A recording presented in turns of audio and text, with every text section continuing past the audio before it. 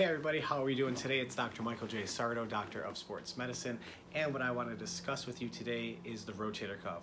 Particularly, what does it do and how do we injure it, and how do you tell if you have an injury within the rotator cuff, specifically a tear.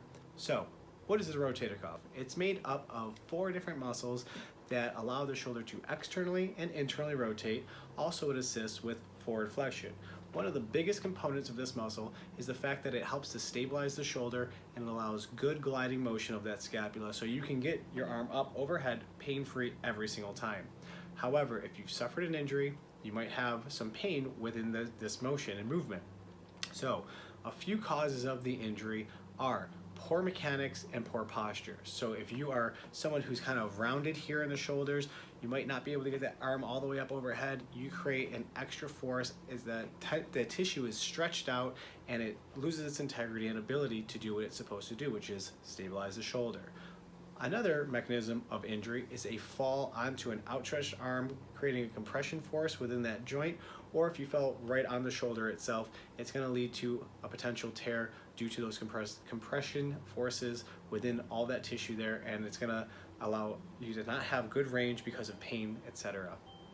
One of the other causes of injury is repetitive motion. This typically occurs with baseball players, tennis players, anyone who's doing any kind of throwing overhead motion, or most specifically, it can happen when you are doing an overhead lift, like if you're a CrossFit athlete, or you're doing push presses, overhead pushes with any kind of weight or load attached to it. Even just lifting your arm up can cause some general pain.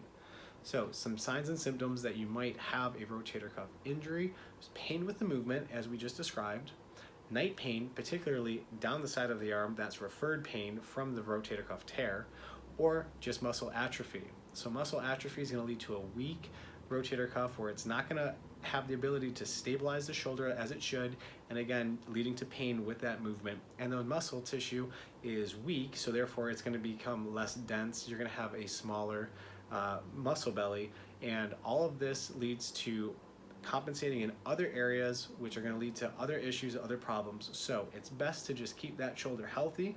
And if you stay tuned, we're going to be going into the Fit House to show you 3 exercises you can do to keep stable, healthy shoulders.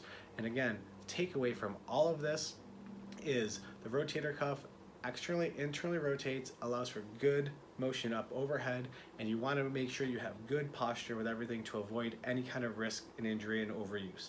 Thanks for watching. Stay tuned.